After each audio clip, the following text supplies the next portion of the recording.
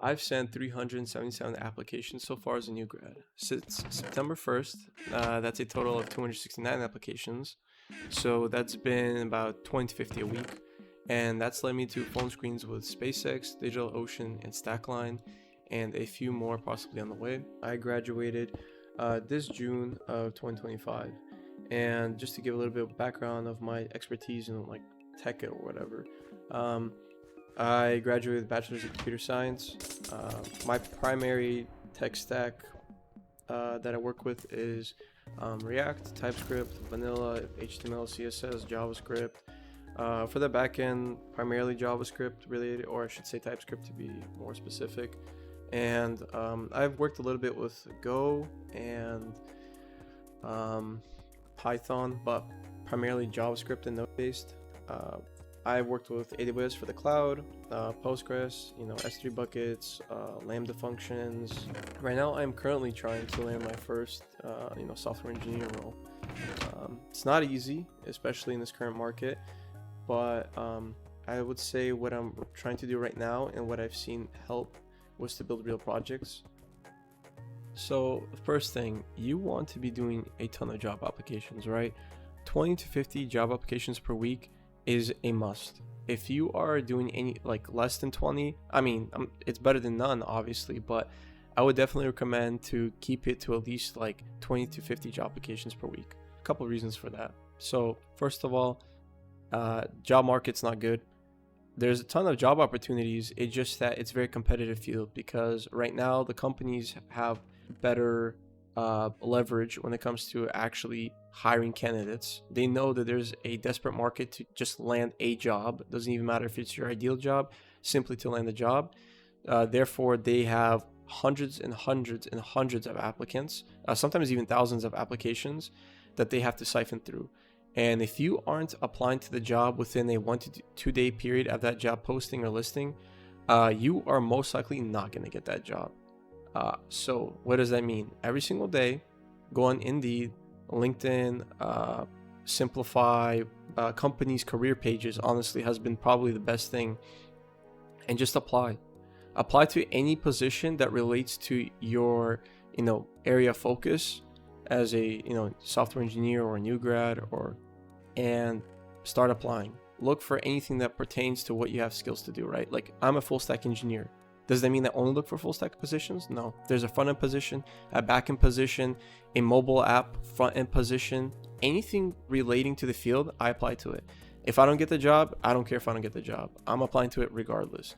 And you have to be checking, on these new applications daily. You have to check your emails daily. Organize your emails to make sure you can keep track of your applications, right?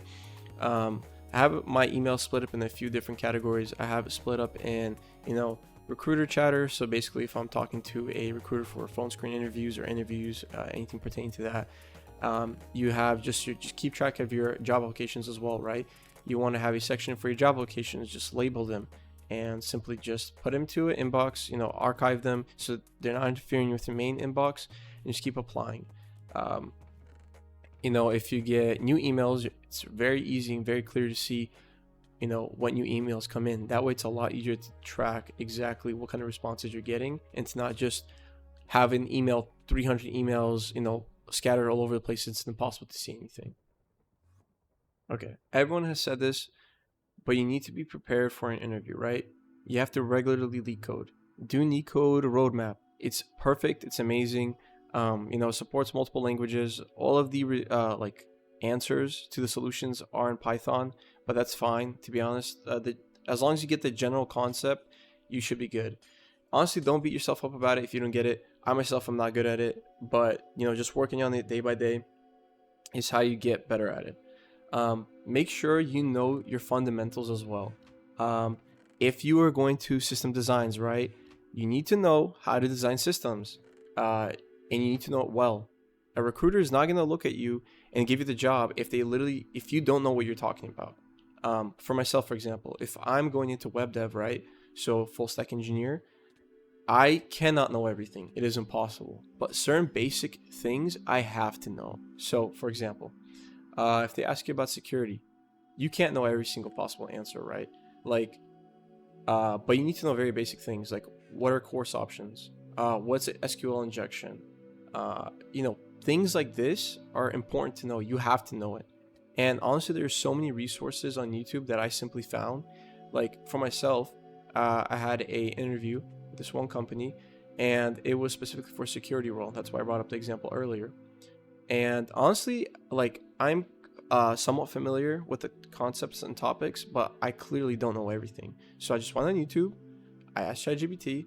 I'm like, okay, here's such and such a topic. Can you explain it to me? On ChatGPT. On YouTube, I look for full stack interview prep questions, and there's videos of people basically like demoing themselves, asking their friend a question, their friend answers a question, and back and forth like this. And you want to make sure that at the end of every interview you have to ask them some sort of an important question, something that would make you stand as a candidate. So something I've been trying to do, you've probably seen this online, but I think it genuinely helps because it makes the recruiter think about you as a candidate and to kind of like conceptualize you working at their company is, okay, so let's say I was hired in this interview really well. In about a year or 6 months from now, what would have made me a candidate that, I got hired, I'm working here, and you look back and like, okay, I'm so happy we hired this person as a candidate. And, they'll give your answer. I got my answer, and honestly, I was a little bit surprised on the answer. I wasn't expecting what they would respond with, but it kind of gives you also a leg up. And if you do get hired, you also want to be a good, person to work with at the company. You want to put in your work, and you want to make sure that them hiring you was the best decision they ever made. Don't expect to know everything. It's just impossible, but make sure to know your fundamentals and your basics. It's essential. Side projects. Okay, everyone says side projects are important. Make sure you have side projects with real results and all these things. Yes, it is true. Here's a couple examples. So for myself, I decided, I'm like, okay, I know a lot to do with, or I should say, I know a fair amount with web development, things like this. So what should I do? I don't have a job in this field, in this area, but I want to show whoever is going to be hiring me, whatever companies I'm applying for, that I know what I'm talking about. And what better way to show them what you're talking about through projects, right? You can say whatever you want. They know, oh, I know how to make a website. Oh, I know how to do this. But unless they actually see what you're talking about, all you're doing is just waffling about. So what I did is a couple things. I did 2 projects, or 3 to be honest, but 2 that I'm more proud of. So the first project I did was I opened up a business, right? Which is not necessarily necessary. You don't really need to open up like a business license and everything, but I just wanted to do it because I felt like doing it. And I made a website for an HVAC company. And so, it shows that you have real client experience. You can communicate with the client, you can present to them your proposals, you can execute exactly what you plan to do. And, ideally, in an ideal situation, which, good thing it worked out for me, you present the product, they're happy with the product, and you deploy the product. So, another project I did was a Catan board game generator. I like Catan, so I wanted to make a board game generator for it just because, just as a fun little project. And, within the, well, I was supposed to do it a year ago, but I kind of was slacking. But within the past like couple weeks, I finished it out, and I'm really happy with it. It looks way better. It looks good. It functions, and simply just host it on the internet so anyone can use it, anyone can visit it. I'll have it in the description just so you guys can check it out and just give me your thoughts and opinions on it. It's not the best, but whatever. I think it's good enough. But why does this all matter? Well, as I said earlier, it shows that you have real users and feedback. Anyone can make a calculator app, which I know this has been so redundant. Everyone says like, oh, don't make a to-do list, don't make a calculator app. To be honest, if you want to make a calculator and you make a super advanced one, like one that could plot graphs and one that can, draw and graph things out, that's kind of cool. I won't lie. But, if you have a to-do list where it's not just a simple to-do list, where it's just like, a local host to-do list that, maybe even like accepts JSON files or can store your old JSON files. But if you have a to-do list that's hosted on the internet that has certain unique features on like having like a timer, time slots, or like, like almost like a planner calendar thing. That's cool. That's like an actual great project to have, and it's not just some like boring simple project. It's important to do all of these steps to make sure you're competing with people who have some sort of experience, real experience, but also to show that you're constantly learning and constantly coding, right? Like, you can't expect to get good at something if you're not constantly practicing it. Like, for myself, every day at least, sometimes it doesn't work out every day, but guaranteed a few times out of the week, you have to be practicing something and you have to be learning.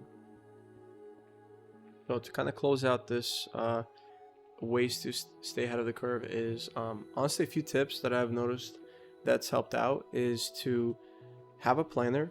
It honestly helps because you just kind of know what your plans are for the next day, and if they don't work out, so you know what happens. Just take that, put it in for the next day, and put it as the first thing you're gonna do, so that way you can keep track and just work on everything you need to get done.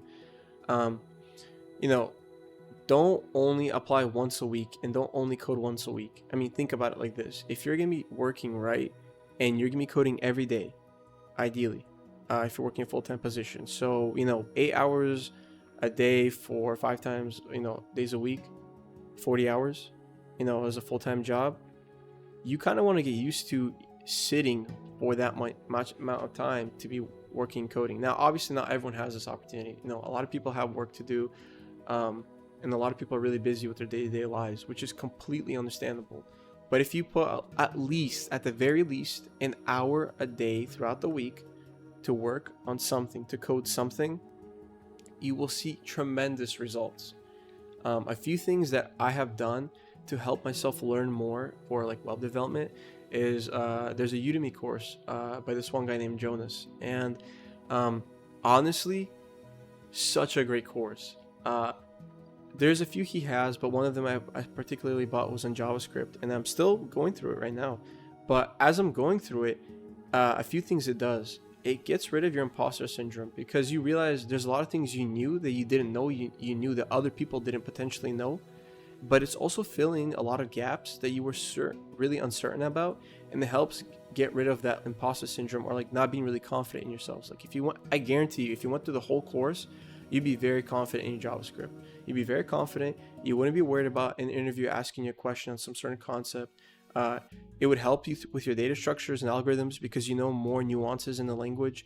For example, how maps work. You know how a spread operator works. You know how all these different things. You just have more experience and knowledge in it, and it helps you not have this like fear of like, oh, well, what if they ask me a weird question I don't know how to answer? I mean, you still won't know everything. No one really knows everything. But it will definitely help you kind of get rid of that imposter syndrome. Now, I know this section was lengthy, but I just really wanted to get my point across. To summarize it, apply, make sure you're prepared, and do side projects in the meantime, especially if you don't have work experience in the field. There's a lot of things I regret not doing, and honestly, to save you guys a lot of the headache and the same struggle I went through, I'll list them out. Have your inbox properly structured. It makes it easier looking through emails, less of a headache. Make sure you have a resume sooner. Sooner the better, right? And if you're a junior, if you're a senior, you should have a resume. And if you don't have one, make one today. If you're a junior, start working on the resume and have it done within a week. Start applying. If you're in your fall quarter, especially start applying to summer internships. If you don't, you will regret it immensely. Honestly, I myself did not know what I was doing. I honestly I thought you could only apply to internships if you're a senior, which is like super stupid, but that can be dumb. And make sure that you're applying at least 10 times a week to a summer internship position. The sooner you apply, the higher chance that a recruiter will actually see your resume.